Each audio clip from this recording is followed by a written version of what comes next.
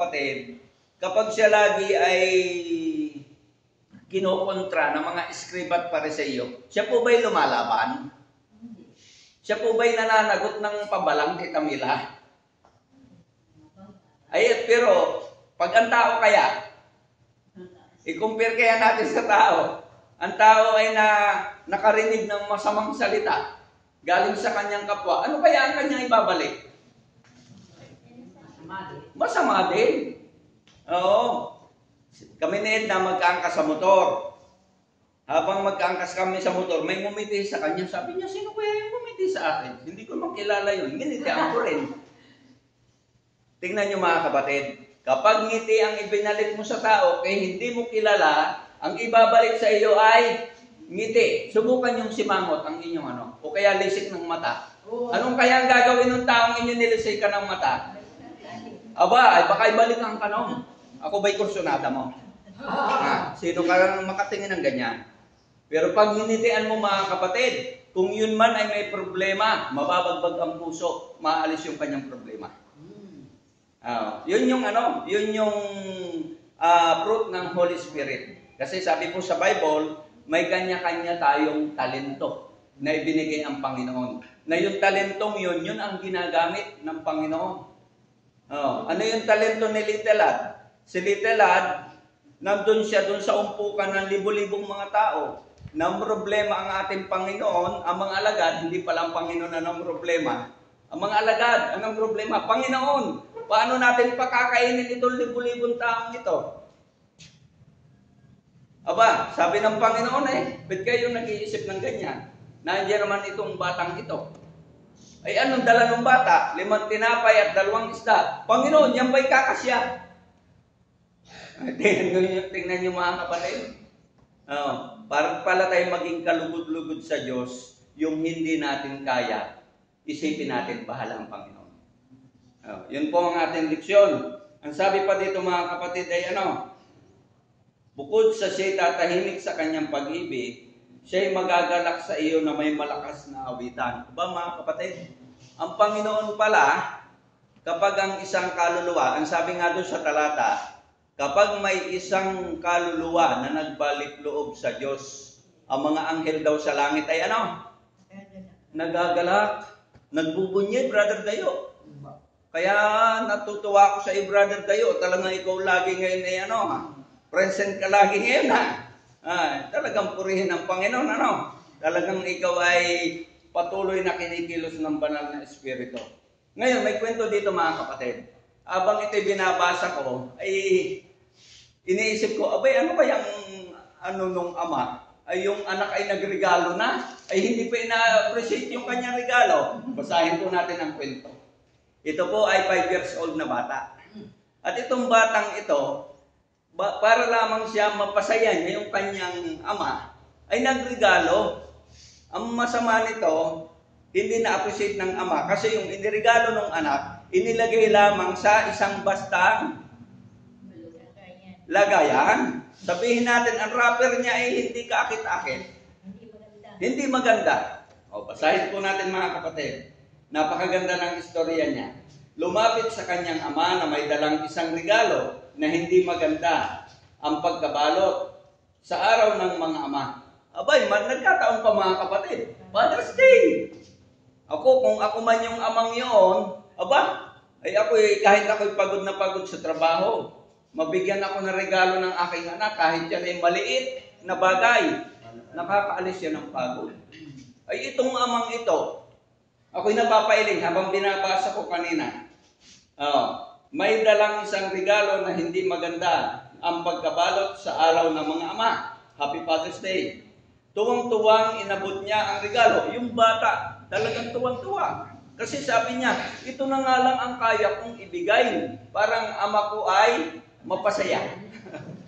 Talagang, ito na nga lang ang kaya ko. Ang sagot po ng ama, wala akong pakialam sa regalo mo. Mga kapatid, kung kayo ang magulang, hindi lang ama, kahit ina, kung kayo ang magulang, kayo ay, ang akala nyo hindi na-appreciate ng bata, yung ginagawa nyong pagbibigay sa kanila ng pagtutuwid ng kanilang landas. Ano po, pagbibigay ng magandang kinabukasan, binigyan ka ng kaunting token. Ang tawag ay token.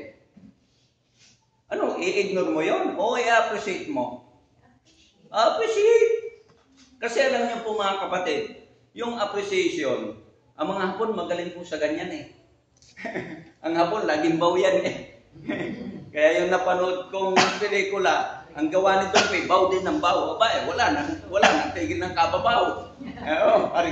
Arigato. Ay, wala nang tigil. Ganon katindi ang Hapon. Mabilis silang mag-appreciate kahit isang maliit na bagay. At ang gusto ng Panginoon mga kapatid, hindi daw natin ma-appreciate lang yung malalaking bagay.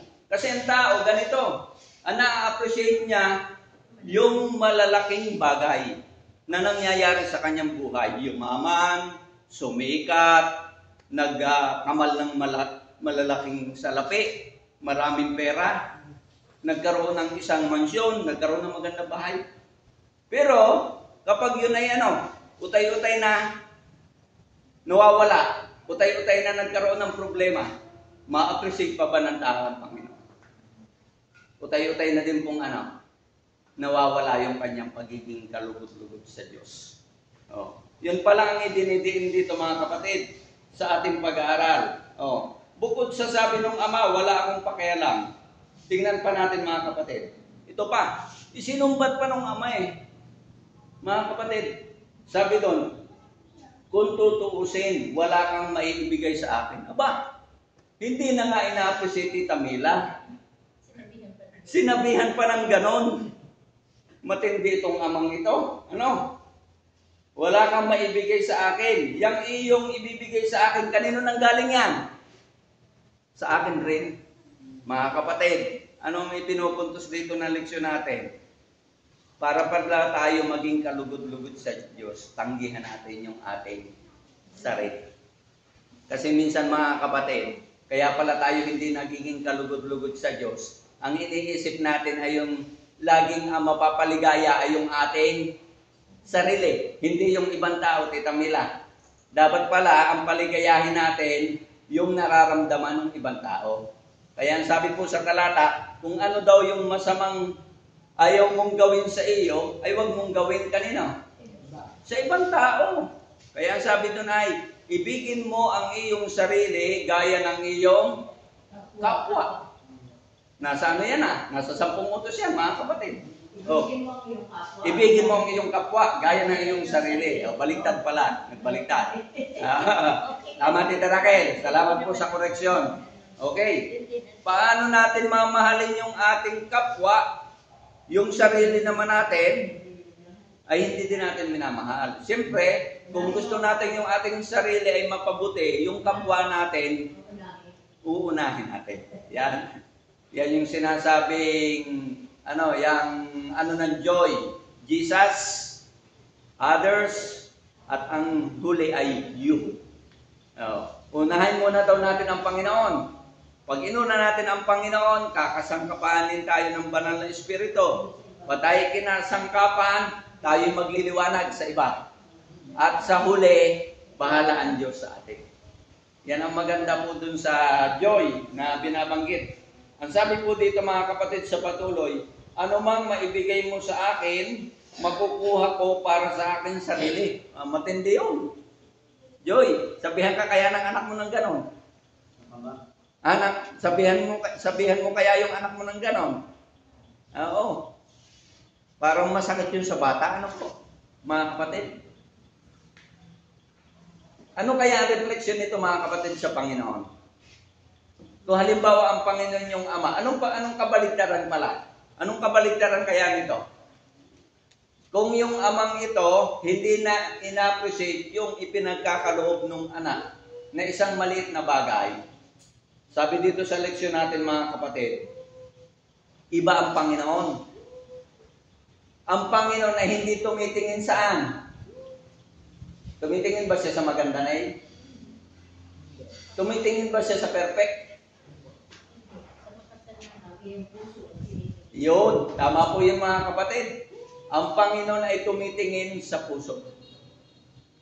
Ang gusto ng Panginoon aaminin mo sa Kanya na ikaw ay nagkasala. Aaminin mo sa Kanya na ikay nagkamali. Yung bukal sa iyong kalooban, yung iyong pagsisisi. Kasi pag bukal sa iyong kalooban, ramdam mo naman yun mga kapatid eh. Ramdam niyo ba yun mga kapatid? Pag kayo humihingi ng tawad sa Panginoon, nababagbag yung puso nyo, Panginoon, talagang ako'y nagkasala sa iyo eh. Pero yung basta panalangin lang, ang sabi ngay hanggang bubong laang, ramdam kaya ng Panginoon yon? Hindi po mga kapatid eh. Kaya anong sabi doon sa ating pulong panalangin? Yung panalangin mo na para bagang scripted na lang. Oo. Ay alam niyo ng Panginoon eh. Ay ito'y hindi ito sincere sa kanyang panalangin. Dahil kung ito'y sincere, ay ito'y malaki ang pagbabago para magkaroon ng kaluguran sa Diyos. Ngayon, dito po tayo sa araw ng linggo mga kapatid. Napakaganda ng ating leksyon sapagkat ikinumpir dito yung isang tao na naggawa siya ng sarili niyang direksyon. Naggawa siya ng sarili niyang ikabubuhay. Pero mga kapatid, yung isa namang leksyon din na makukuha natin dito ay yung amang iniwanan kahit pagkasama-sama ng kanyang anak, kahit nilustay na ang kanyang kayamanan, ay inantay pa rin niya. Bumalik ang kanyang anak. Mga kapatid, basahin po natin. At yung habang binabasa ko ay nakakabagbag din ang damdamin, mga kapatid. Ano po? Ang sabi dito, anong ginawa ng lalaki? Ito ba'y panganay? Mga kapatid, ang anak ng ama ay dalawa. Parehas lalaki. At sino yung nawalay? Yung pambunso o yung panganay? Yung bunso? Oo. Yung panganay ay yun na natili doon sa kanyang ama. Kaya sabi nga nung panganay, aba ay malaki na ang nagawa ko sa iyo, pero mga kapatid, may leksyon din pala doon eh. Ano po? Basahin natin muna doon sa una. Doon sa anak na nagkaroon ng nalulong siya sa kanyang sariling kagustuhan. Maagang hiniling ng anak na lalaki sa kanyang mana, sa kanyang ama, na tinanggihan ang kanyang ama at ang sambahayan ng kanyang ama. Mga kapatid, pansinin niyo po, dalawa yung tinanggihan ng anak, yung kanyang ama at yung kanyang sambahayan. Ang sabi pa dito mga kapatid, ang alibughang anak ay naglustay ng kanyang mana at naubos dahil sa kahirapan at gutom na nainggit sa mga baboy na kumakain mula sa isang labangan. Ano nangyari doon sa doon sa alibughang anak? Makikisalo na lang sana siya sa baboy. Kasi wala na po siyang makain. Pero nung hindi pa nangyayari yun, ang sabi, kung babasahin po natin sa Bible, ay yung lalaki, marami siyang mga kaibigan. Marami siyang mga kaibigan. Mapera siya eh. Naubos lahat. Sabihin natin, lahat ng bisyo. Sabi siguro nung anak, aba, ay bigyan mo naman ako ng karapatan. Yan minsan Tita Mila yung karapatan eh. Ang anak minsan, doon niya inaano ang magulang. Ay, karapatan ko ito eh. Pero yung karapatan pa lang yun, hindi niya alam, mali. Nagdidesisyon ng kanya. Kaya kahit sa ating mga kapatid, ay hindi na iwasan yung curiosity. Kasi pag curiosity, hindi ko ito naranasan. Gusto ko itong maranasan. Ibigay mo naman sa akin, magulang, ang kalayaan para ito'y magawa ko. Pero anong trabaho ng magulang? Para din si Jesus eh. Para din ang Panginoon. Kasi ang trabaho ng magulang, wag, anak, masama yan. Wag mong subukan yan. Sabi nga ni Duterte, wag mong subukan yan. Baka mapaano ka. Lagi may warning eh. Pero ano ang kalikasan ng anak? Yan. Ang kalikasan ng anak gaya dito sa lalaking ito, matigas ang ulo. Mga kabataan, ha? Matigas ang ulo. Ang nasusunod ay yung gusto. Kahit sinasabi ng magulang, ay hindi pwede anak. Wag. Nandun yung nandun lagi yung babala. Oh. Pero ano po, ay malaki na naman ako mama. Malaki naman ako papa. Ay pag ako yung di binibaby mo ako. Yung minsan ang iisipin ng anak. Kaya sabi ko sa mga kabataan, dun sa message to young people, pag binasa nyo, gaya ng customer ko na nakabili ng aklat na message to young people, sabi niya ay napakaganda pala talaga ng aklat na ito na mensahe sa mga kabataan. Kasi ilalagay talaga kayo sa tamang lugar. Kung ano yung mga ginagawa ng kabataan, Jayan? Kung ano yung ginagawa ng mga kabataan, pag binasa niyo yung message to young people, kayo po'y dinadala ng Panginoon sa tamang lugar. Ito pa, ang sabi dito, ang ilang ama, ito mga kapatid ito pag binasa nyo talagang mababagbag ang damdamin nyo. Bakit? Yung isang panoorin o panorama, nung ang anak ay bumalik, dahil ang sabi ng anak Tita Raquel ay gawin nyo na lang akong mas mababa sa inyong alipin. Mga kapatid, para bang ang kalagayan ng anak ay down na niya, kung saan ang tingin niya sa sarili niya ay siya'y wala na may pagmamalaki sa kanyang anak, sa kanyang ama. So pagbalik niya doon, ang isip niya ay ako'y babalik doon, mababa pa sa katulong. So kung mababa sa katulong, Brother Dayo, ano mangyayari? Utusan siya ngayon ng katulong, Tita Mila, ay mababa sa katulong Kung merong mayroong tuma. Kung merong head doon sa, 'di ba, sa mga mayayaman mga kapatid ay may mga mataas. Yun ang mag-uutos dun sa katulong. Pero katulong din siya. Pero hindi masyadong malaki ang kanyang trabaho. Yun ang isip. Mga kapatid, anong leksyon na makukuha natin dito, Sister Joy? Pwede din pala nating gawin na tayo ay bumaba. Ano po? Kahit pala tayo ay nagkakamali, mga kabataan, kahit tayo pala nagiging pasaway sa ating mga magulang, sa kanyang mga sinasabi, pwede pala tayong magpakababa. Ay, pasensya na po. Di ba, Tita Mila? At yung ganong pakikipag-usap natin, ay ramdam yun ng Panginoon. Yun yung sinasabing ikaw ay magiging kalugod-lugod sa ating Panginoon. Kasi kung hindi mo ibababa yung pride mo, hindi ka magiging kalugod-lugod. Sino po sa banal na kasulatan ang hindi nagbaba ng pride? Tingnan nga natin. Kung tayo ay nakikinig sa ating mga leksyon, sino sa banal na kasulatan ang hindi nagbaba ng pride? Naging mataas pa. Si Satanas. Sino pa po? Brother Edwin? Nabucodonosor. Sino ba? Mga kabataan? JC?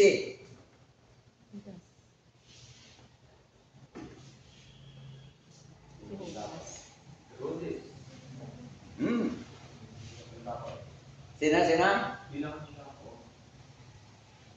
Si Judas. Judas. Hanggang sa si Judas ay nagbigti. Tingnan nyo mga kapatid, yung palang pagiging mapagmataas, ang sabi dito sa ating leksyon, tayo daw po ay gumaya doon sa doon sa anak na nagbalik loob sa kanyang ama. At itong ama namang ito, ang sabi dito sa ating leksyon, ang ilang mga ama, anong gagawin sa kanilang anak kapag gumawa ng ganon? Ano ang tendency kaya ng mga magulang? Iba-iba kasi yung uri ng mga magulang. Iba-iba ang kanilang karakter.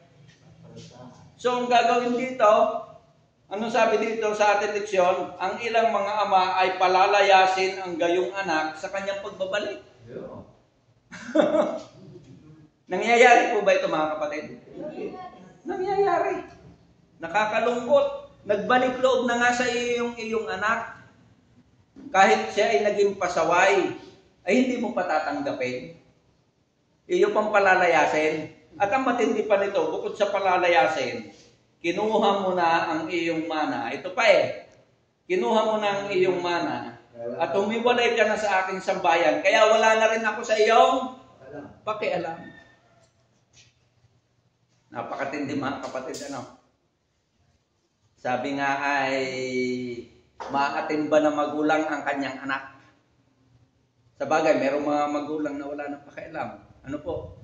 Dahil ako po ay pag nag-work, meron ako napuntahan. Ito yung nabasa ko din lang sa Facebook. Ay tunay pala ito. Kasi yun sa Facebook, may sumakay dun sa tricycle na estudyante, titang nila. College.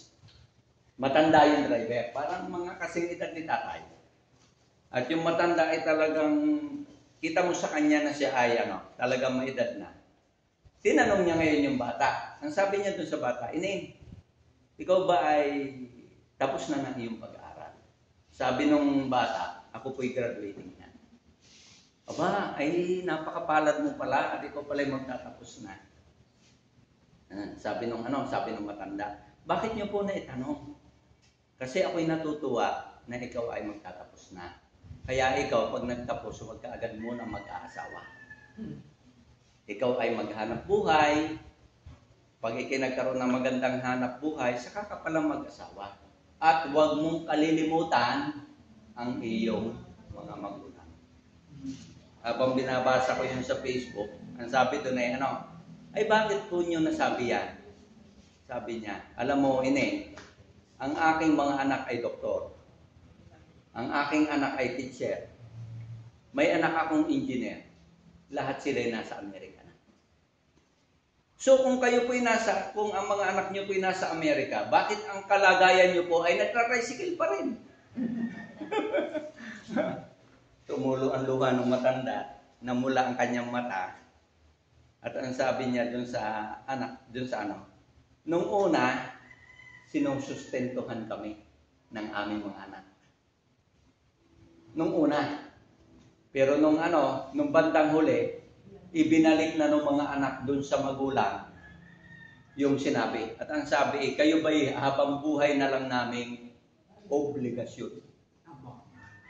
So mga kapatid, nung marinig nung ama, mag-asawa sila, buhay pa yung asawa, nagkikwento nga siya dun sa graduating na college. Ang sabi niya, ako ngayon ay naghahanap buhay na kung ano lang yung aking kikitain. Hindi na ako humihingi ng tulong sa kanila. Baka ano pang masabi sa amin. Mga kapatid, anong leksyon kaya natin doon? Yung bang pagbabalik ng anak doon sa kanyang magulang na sustento o tulong, yung ba yung obligasyon? Yung bang ating paglilingkod sa Panginoon ay obligasyon? Obligasyon kita nila? Oo. Yung ating pagbabalik ng pagiging, ang sabi dito sa leksyon ay, tayo'y para maging kalugod-lugod sa Diyos ay hindi obligasyon. Sa tao, kung ano yung tumulong ka, kung tutulong.